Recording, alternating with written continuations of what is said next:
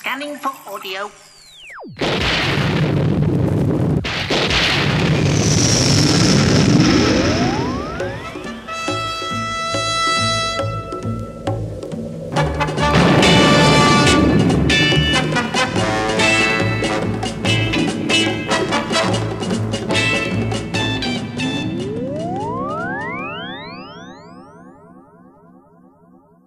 Where am I? In the village. What do you want? Information. Whose side are you on? We want information. Information. Information. You won't get it. By hook or by crook, we will. Who are you? The new number 2. Who is number 1? You are number 6. I am not a number. I am a free man.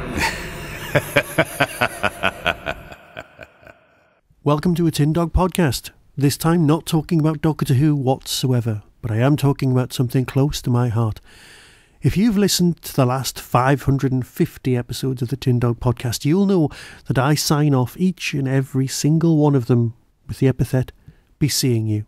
Now, I do get the odd email from time to time from people saying, why do you say seeing you when quite clearly you're an audio podcast? Well, the reason is because that's what they say in the village. Not the village in New York, or even the pub in Newcastle. But no, the village is the setting for the TV series from 1967 called The Prisoner, Patrick McGoohan's child of imagination, the thing that I loved so much growing up. Yes, The Prisoner was remade and had Ian McKellen as number 2, the world's most perfect number 2, slightly camp and just marvellous. The TV series was monumental. 17 episodes with a guy who looked just like the bloke who'd been in Secret Agent or Danger Man as it was known in the UK. And an agent had resigned. We didn't know why he'd resigned. He went home and woke up in a strange, almost Mediterranean village. Everyone was charming and lovely, and all they wanted to do was know why he'd resigned, and he just wouldn't tell them. And he wouldn't tell them for 17 episodes, 2 seasons of, well, let's call it remarkably confusing thriller. Some people tuned in thinking it was a spy thriller, a continuation of the Danger Man series, and it simply wasn't. It was something so much more. It was about freedom, it was about self-control, self-determination, it was about what made yourself yourself. It was about everything, and it was about imprisonment. The ending, well, let's look at it this way. My dad came to me in the 80s and said, right, there's something starting on Channel 4, because Channel 4 just started. Something on Channel 4 tonight. You'll love it. You will completely love it. And I'm like 13, 12 at the time. And he said, but you'll hate the ending. And you know what? I did. Because when I was a kid, I just couldn't make sense of it. I can make sense of it now on a much more intellectual level, but that's not what's important. This is a trip of psychedelia, of strange science. I loved The Prisoner so much that I ended up playing perhaps the best version of Prisoner ever, which is the GURPS version, Generic Universal Roleplay System, version of the Prisoner storyline. But of course there are lots of other books, lots of, well, dissertations, all written about what the prisoner means. It means whatever you want. It's the sort of TV series that touches you on levels that you're unaware of, and you come back to it and think about it. So it's kind of impressive that Big Finish of A managed to get the rights, and B managed to remake it. Now, when they remade the Prisoner TV series with McKellen and moved the whole thing to America and had a very interesting take on it, it was only 6 episodes long and it was a mini-series. This is nothing to do with that. Yes, some of the main themes are similar, but this is firmly anchored in the original 60s series. Now, the original 60s series had an actor, writer and producer that was all the same person, and some of the episodes were even directed by him. This was McGoohan's child, but the rights of ITC stuff do belong to ITV. So, although McGoohan's gone, you've got a wonderful version. Now, when it was announced that Big Finish were going to do The Prisoner, I was worried. Like a lot of fans, a lot of people were kicking off, going, oh, it shouldn't happen, blah, blah. You know what? We're wrong. We're simply wrong.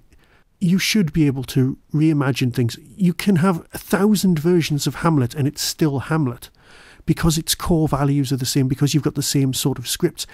And here we have, from Big Finish, as of today, the 6th of January 2016, a boxed set, 3,000 limited edition, and it's just gorgeous. They've gone back to the original setting, the original ethos, the original world, because they can. And the reason they can do this is one man's role. Mark Elstob is playing number 6. More importantly, Mark Elstob is channeling, on a level I didn't think was possible, Patrick McGoohan's voice. Not just his voice, his characterisation, and his character. It's as if they've taken samples from the TV series and given them back to us. It's an incredible performance. I have never heard. It's not even an impression, it's actually channeling. It's possession. This performance is superb. But let's be a cynic for a moment. You've got 4 stories here. You've got The Prisoner in its original 1960s setting. And yet, it's not quite the same thing. There was a lot of spurious pseudoscience in the original 60s version. But here you've got something else. And like the original 60s version, as an audience member, you were sitting there going, oh, what's going on? I'm going to try and figure it out. Because that's what we do. We like to try and figure out what's really going on. And the pseudoscience here is the pseudoscience of today, of the mid-2010s. People have tablets. There's mentions of cloning. There's holograms. Yes, the sort of thing that might have been thought of in the 60s. But these things are a lot more real these days. So yes, it's more of a science fiction-y feel, but it is about freedom and self-determination. And this is where the cynic in me comes from. You've got 3 of the 4 stories which are remakes, reimaginings, reworkings of original stories, original TV stories, stuff you could watch on ITV2 in the afternoon with the original cast, and you could physically watch it. But that's not quite the case. These things have been tweaked, turned, made more accessible on audio, and been recast. The number 2s that they've got in for this are just brilliant. Yes, there is a tiny niggle that I've got going, which is the voice of the village PA system. Doesn't sound like Fenella Fielding. But you know what? After listening to these 4, that I don't care about. And I adore Fenella Fielding's voice. But the PA system of the village, I was just being precious. She's great. To be fair, there isn't a weak performance going on. Yes, the 3rd story, which is the only original one here, is hard going, but it's hard going because it's actual torture. There is torture going on in this episode. There is sensory deprivation on a level that you've never heard in a Big Finish story. Yes, turning the lights off is something that's been done before on audio a billion times, but this kind of dark, foreboding, threatening world bears more resemblance to, well, Survivors than anything else. So what do you have? You have a 5-disc set. The limited edition boxed set does look gorgeous. There is no getting away from that. Pre-order price of £40, digital pre-order price of £35. But the stories themselves, the original story of course was called Arrival. In here the original story, the origin story, is called Departure and Arrival. And there's a little bit before the village, before his resignation, a bit of his last ever mission. The Saltzman's mentioned, and that's from the TV series. There is The Liaison. Now, McGoohan himself turned down the role of James Bond at least twice. This is monumental. We could have had a McGoohan Bond, and he would have been dark and brooding, but he was an incredibly, well, people use the word moral, but he had a code of ethics, and that's what we can describe. He only wanted to kiss his wife, and that made sense. But his performance in The Prisoner comes across. His dislike of guns made him an anti-hero in America. Just made him acceptable over here. So these are the things that have to echo throughout these versions of The Prisoner, and they do. So Departure and Arrival has Agent ZM73. Oh, and by the way, if you're new to The Prisoner, you do not at all need to have seen the TV series. This is definitely a jumping on point, because the ending will be different. It can't be the same. So is this a strange attempt to make things better or just different? Yes, I think so. Because the ending of the American version of The Prisoner, well, that bore a lot of resemblance to the ending of Lost.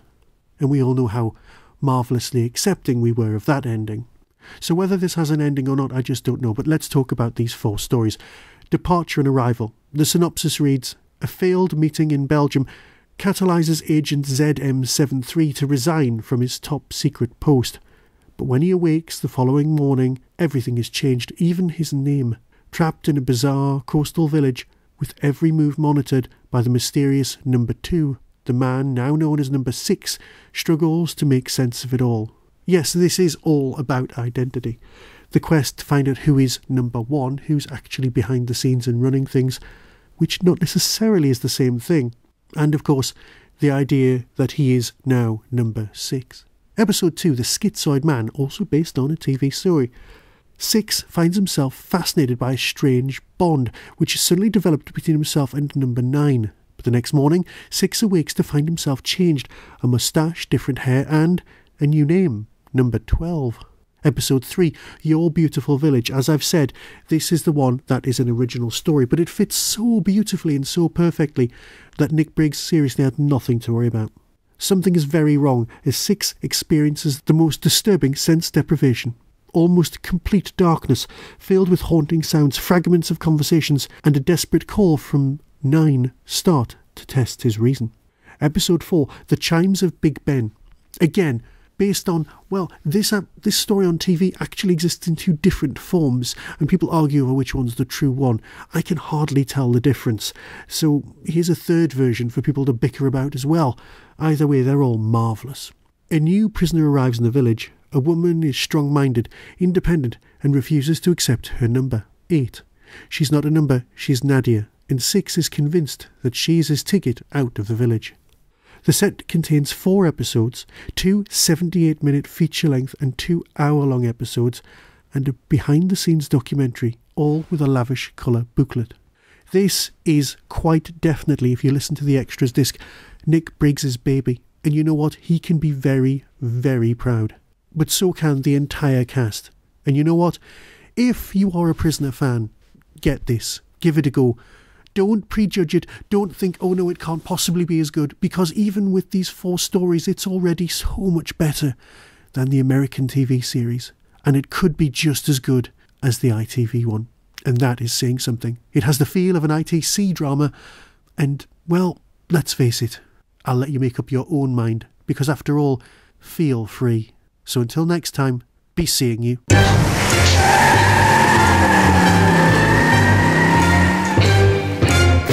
hope he doesn't break any speed limits and get himself into trouble. He's going to get himself killed one day, you know.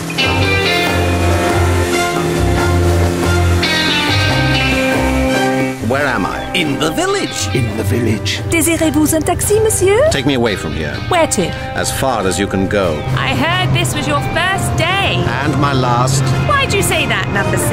Don't call me that. It's just the number of a house I woke up in. Now then, number 6. File open. I don't know who you are. I don't know who you work for. And I don't care. Open that door or I'll break it down. There's no need for all this nonsense. All we want to know is why you resigned. Stop! Do not run! Halt! Stop running, man! Stop running! You don't stand a chance! We don't want any unhappiness in our beautiful village, and if number 6 behaved aggressively towards you... What's your real name? What's yours? You see, we're both scared to talk.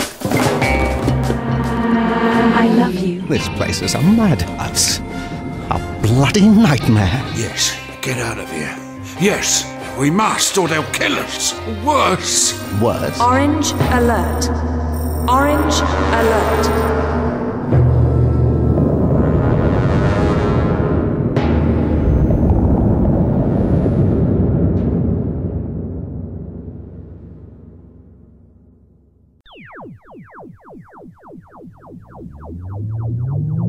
You've been listening to the Doctor Who Tin Dog podcast. Available on RSS, iTunes, Audioboom, Tumblr, and wherever podcasts are found. Why not become a supporter of the show by visiting patreon.com/tindog. Doctor Who and its associated properties are copyright of the BBC and no infringement is intended. To contact the show, email tin-dog@hotmail.co.uk. The Tin Dog Podcast is a founder member of the Doctor Who Podcast Alliance.